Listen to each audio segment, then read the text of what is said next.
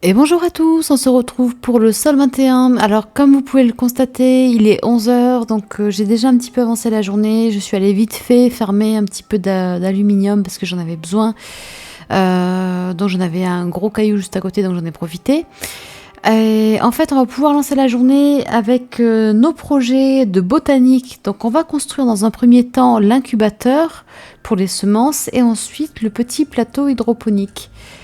Donc, bah écoutez, c'est parti, on se lance. Non, pas ici déjà.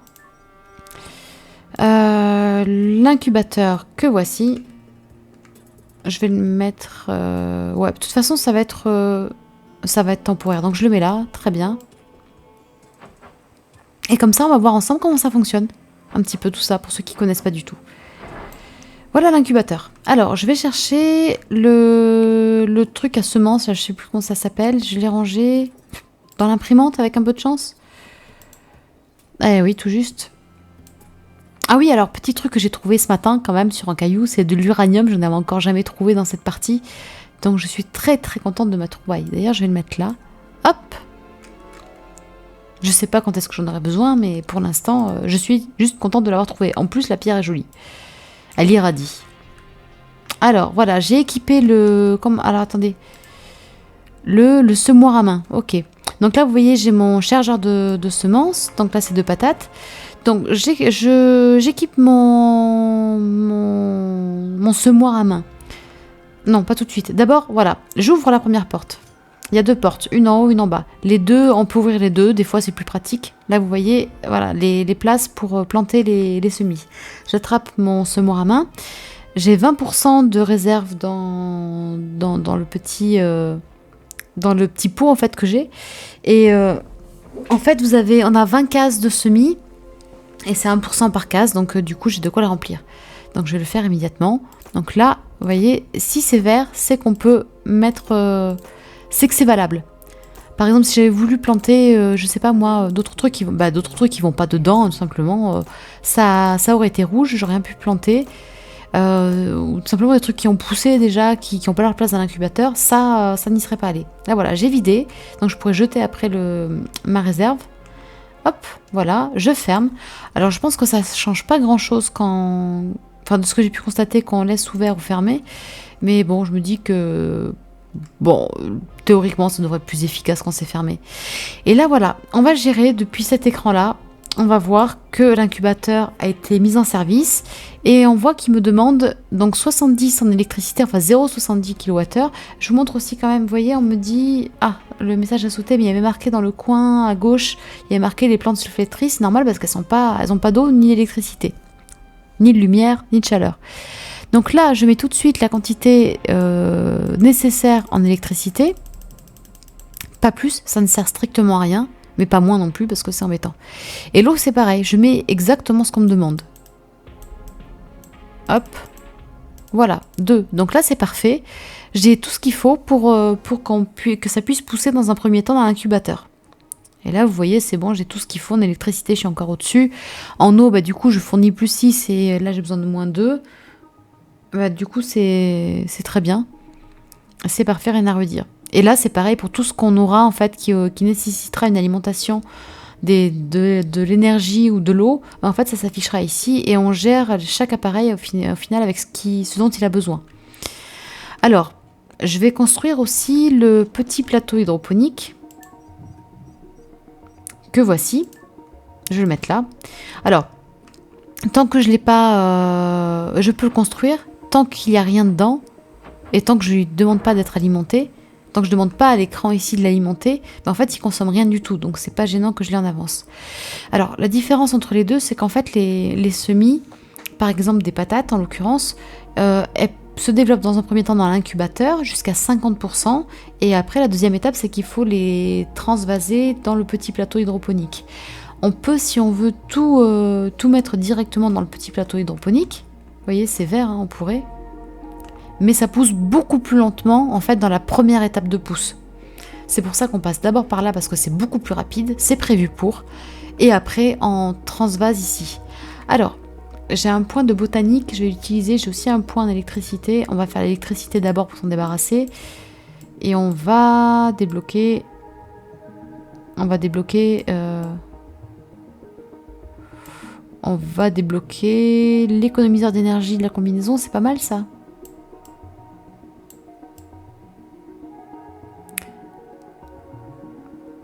Attendez, je regarde un petit peu. Et la performance des... Ah bah si, les panneaux performants. Non, mais c'est d'accord. Oui, c'est déjà fait. Je suis bête.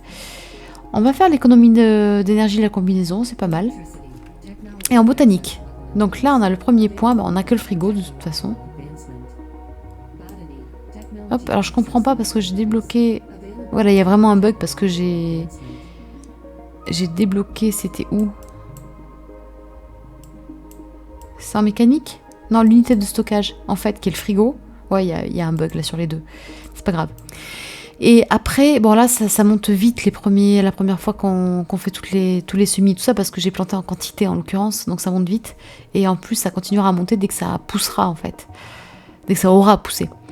Et après, je voudrais débloquer essentiellement la station de traitement des semences qui me permet en fait de récupérer les plantes arrivées à maturité. Par exemple, les patates, une fois qu'elles sont mûres, qu'elles sont à 100%, je peux les consommer bien sûr, mais je peux aussi les mettre dedans. Alors pour info, là j'ai planté, donc j'ai 20 plants de semis de patates et ça peut me donner, si je me gourre pas, si j'arrose tout bien, si je pars pas avec une coupure d'électricité, ça peut me donner 80 patates. Et ça qui pourrait me donner des semis, autant de semis, ou enfin ça dépend. C'est un petit, on verra ça quand on y sera, ça sera. Mais en tout cas voilà, j'en ai besoin parce qu'à terme il faudra de quoi avoir d'autres semis. Et ensuite je voudrais, ça c'est sur un plan très pratique, avoir la petite caisse à plants parce que ça c'est vraiment génial. Je vous explique. Quand on l'a pas, ici quand c'est prêt, je vais prendre une plante, hop, je vais la porter à la mano, pas dans l'inventaire, rien du tout, et je vais la planter ici. Et une par une. Voilà, jusqu'à ce que j'en ai marre. Alors que la petite caisse, en fait, ça permet d'en mettre 8. Déjà, je sors ma petite caisse ici, je mets les 8 dans la caisse, et après, je viens ici, et je fais 8 clics, et c'est parti. Donc ça, ce serait quand même super à développer. Alors, bon là, on est dans la première étape qui était très importante, déjà. Ça y est, on avance dans la botanique, ça c'est génial. Maintenant, on va aller... J'aimerais bien... Attendez, je suis de mon côté ou pas? Je sais, je me perds dans ma base. Elle est beaucoup trop grande. Ah non, bah c'est pas de ce côté-là, c'est sûr. C'est de l'autre côté. Là, j'aimerais bien, en fait, commencer à voir un peu plus grand pour l'avenir. Concernant mon puits, parce que maintenant, je commence à tirer sur les réserves d'eau. En fait, il faudrait... Donc, mon puits n'est alimenté que la journée via le panneau solaire qui en fait partie. J'aimerais déjà ajouter le réacteur sabatier pour agrandir la réserve. Voyons, je suis à combien là? Hop là. Ok. Je vais construire le sabatier. Enfin, le réacteur sabatier, si je dis pas de bêtises. Ça s'appelle bien comme ça. Ouais, j'ai tout ce qu'il faut. Donc ça, on va le faire. Ça augmente normalement mes capacités de stockage de l'eau.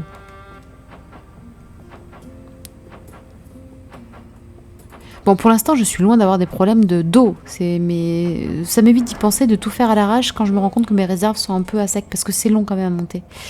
Et ensuite, alors non seulement j'ai mes réserves qui vont augmenter, mais maintenant, ce que j'aimerais bien faire, ça c'est pour l'avenir, c'est alimenter en électricité mon puits pour que même la nuit, il puisse continuer à puiser de l'eau et à augmenter les réserves.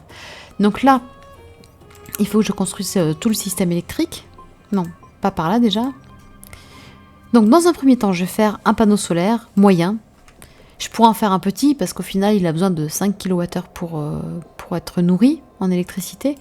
Sauf qu'en fait, je songe potentiellement à construire plusieurs puits après. Pas maintenant, hein, ce sera vraiment fait plus tard ça. Et ben en fait, le panneau sera déjà en place et suffisant théoriquement pour en alimenter 7 là, mais en fait ce sera pas le cas parce que pour moi, idéalement, il faudrait qu'il en alimente 3, dans la mesure où, en fait, je vais ajouter après d'autres choses aux puits qui vont consommer de l'énergie aussi. Donc là, j'ai mon panneau. Contrairement à la base, où j'ai eu le système où j'ai des panneaux qui apportent de l'énergie, qui remplissent qui vont au transfo. Le transfo regroupe les 4 panneaux et les envoie sur la batterie. Et la batterie est consacrée uniquement et dédiée au fonctionnement de la base. Là, ça va être l'inverse, c'est-à-dire que je vais avoir un seul panneau. Donc, j'ai pas besoin d'avoir un transfo ici. Je vais avoir directement la batterie. Ah, j'ai pas de petit circuit. Je vais en chercher rapidement. Hop. Je vais vous montrer un petit peu. Je crois que j'en ai au container du quad. Si je me souviens bien.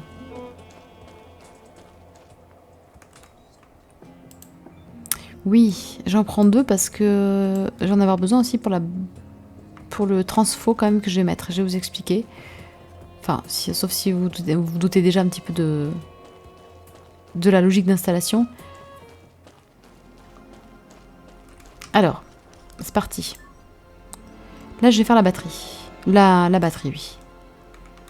Donc la batterie, je vais la faire ici. Hop.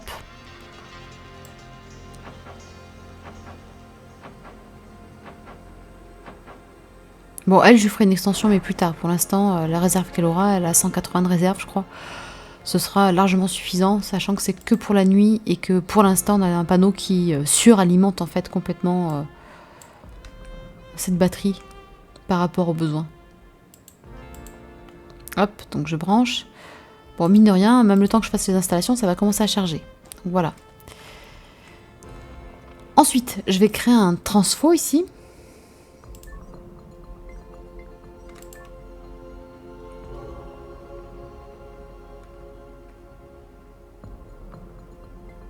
Est-ce que je le mets juste à côté? Ouais, ça me paraît pas mal en fait. Allez.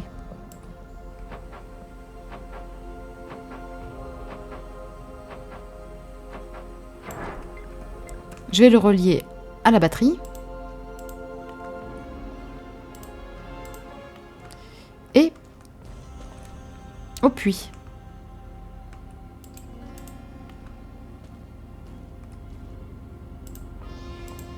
Voilà. Après, je vais aller régler pour qu'il envoie 5 kWh. Hop, voyons. Donc là, vous voyez, on voit je l'ai mis sur le slot 4.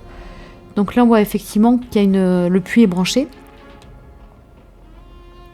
Donc là, on va enlever, on va mettre à 0. Ça, en général, je mets à 0 quand je m'en sers pas, ça sert à rien. Hop. Hop. Ah mais attendez, oui, non mais pour l'instant je vois pas, je fais à l'aveugle vu que j'ai pas demandé à la batterie d'envoyer au transfo. Donc là, vous voyez, ça se remplit très très vite en fin de compte. Je vais laisser se charger un petit peu pour l'instant, on le fera dans 1 heure ou 2. Donc là en fait, le truc qu'il y a c'est que j'ai besoin que d'un panneau pour alimenter plusieurs puits. Donc j'ai qu'une sortie sur la batterie, donc ça tombe bien parce que j'ai qu'un panneau. Donc j'ai juste à mettre une batterie sur le transfo qui lui a plusieurs sorties sur lesquelles du coup je pourrais brancher plusieurs puits. Plusieurs puits, oui tout à fait. Donc là si je mettais 2 autres puits en fait j'aurais besoin de 15 kWh pour la nuit uniquement. Et ben là je pourrais les brancher ici et du coup vu que j'en reçois 36 en amont, bah, j'aurais largement de quoi faire avec ça. Après je pense que là je ferai une petite extension de batterie effectivement. Je crois que je sais pas si j'ai de quoi la faire, je suis pas sûre. Non, il me faut des plaques d'alu, d'accord. Bon, ça, c'est pas grave, on le fera plus tard. Parce que de toute façon, encore une fois, il n'y a pas de nécessité du tout. C'est vraiment prévoir pour l'avenir. Je nous prévois un grand avenir et je commence déjà à m'y préparer, vous voyez. Alors, je regarde un petit peu les réserves au niveau du puits, ce qu'on me dit. Je sais pas si on a eu l'occasion de le regarder, mais vous voyez, en fait, sur le puits, je peux produire aussi de l'oxygène et du méthane. Ça demande des installations particulières, les tuyaux aussi adaptés. Enfin non, c'est les mêmes tuyaux, mais il faut les brancher pour telle ou telle ressource. Sachant que ce que je puise est divisé en fonction du nombre de tuyaux branchés. C'est-à-dire que si j'ai un tuyau d'oxygène branché, en plus de celui de l'eau, bah, je passerai à 4 litres par heure pour l'eau et 2 litres par heure pour l'oxygène. Si je rajoute un autre tuyau, pour le méthane, par exemple, ça me fera 2 litres pour l'eau, 2 litres pour l'oxygène, 2 litres pour le méthane. Voilà. Et je peux remplir mes bouteilles d'eau ici et mes bouteilles d'oxygène. En fait, moi, à chaque fois, je suis allée boire directement à la sortie du puits. Vous voyez, j'enlève le gros tuyau puis je bois. Mais il y a aussi la possibilité de remplir la bouteille d'eau. Voilà, ça peut être très bien aussi. Mais je n'en suis plus là parce que j'en ai plus besoin vu que j'ai de l'eau chez moi.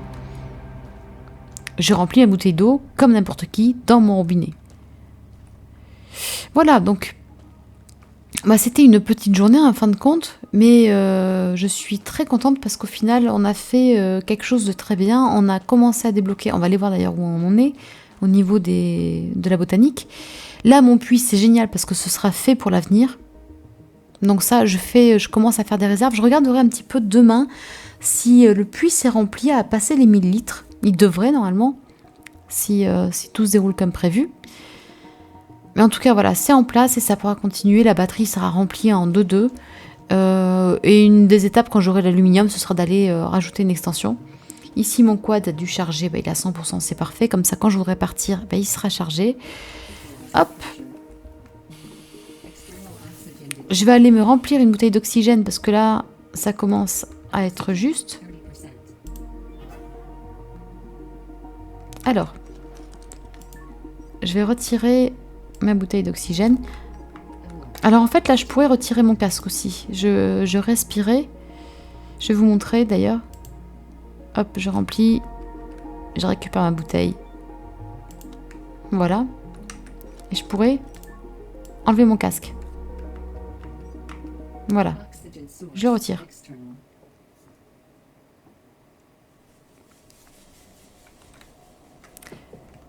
Bon, tout va très bien, sauf qu'on me dit... j'ai un petit, vous voyez l'icône à gauche pour me dire qu'il y a un problème avec mes poumons. Bon, je sais pas trop, mais en tout cas, visiblement, je peux respirer. Après, le problème quand on n'a pas le casque, même si c'est super sympa chez soi, c'est qu'en fait, vous voyez, j'ai plus le tableau de bord, en fait. J'ai plus l'heure, la date, le jour, enfin, la température. Et je trouve que c'est quand même... je trouve que c'est très pénalisant dans le jeu de pas avoir ça. Je sais pas, est-ce que je l'ai sur la tablette si je fais ça? Ah oui, on le voit, ouais. Mais bon, je trouve que c'est un peu réducteur, c'est dommage. Donc je vais remettre et ma bouteille d'oxygène et mon casque. Au moins comme ça m'évite de... Je vous montre autre chose. J'enlève le casque. J'enlève le casque. Et on va sortir. On va tester. Je vais faire une sauvegarde rapide quand même. Juste pour voir si mon test fonctionne. Vous voyez? Je peux pas ouvrir la porte. Et vous voyez, vous devez porter un casque pour sortir à l'extérieur. Voilà, je pourrais forcer avec la poignée ici, mais par contre je meurs direct. Donc vous voyez, il y a quand même une sécurité. Si on n'a pas le casque, on nous dit hop hop hop. Attention, c'est dangereux. Et ils ont raison, c'est dangereux. Donc là, je vais manger un petit peu. Hop. Je vais aller boire. Ah. J'ai dû appuyer sur une touche pour mettre mon casque automatiquement parce que... c'est très bien. Voilà. Je vais dans mes quartiers. Et on va aller boire... Ah non, ça c'est ma chambre. Oui, bon, ça va, je suis pas encore familiarisée. Il y a beaucoup trop de pièces dans cette maison. Ah, mon robinet, que l'eau est bonne ici. Qu'elle est fraîche. Non mais quel plaisir quand même de pouvoir se dire que c'est la nuit et que je peux être tranquille et aller boire à la dernière minute avant d'aller me coucher. Et en plus passer la nuit dans ma chambre et dans mon lit. Non, ça c'est vraiment quand même le truc super sympa. Alors avant d'aller dormir, de toute façon il est que 18h30, faut pas exagérer. On va voir où on sent un petit peu les plantes. Ah, je referme la porte. J'aime bien quand même avoir les portes refermées, c'est quand même plus agréable. Voyons un petit peu où nous en sommes. Bon, en tout cas, vous voyez, l'air est respirable dans la base. Ça, c'est sympa quand même. On est à 7,71%, donc ça avance, ça pousse. Vous voyez les petits plants? Sympa. Et on verra après demain, je sais pas si elles auront déjà poussé. Je pense pas qu'elles soient à 50%. Je pense qu'elles seront à 50%, peut-être sol 23, je pense. Je pense. Donc en fait, après le truc qui va y avoir, c'est que moi, Sol 22, je sais pas si je vais...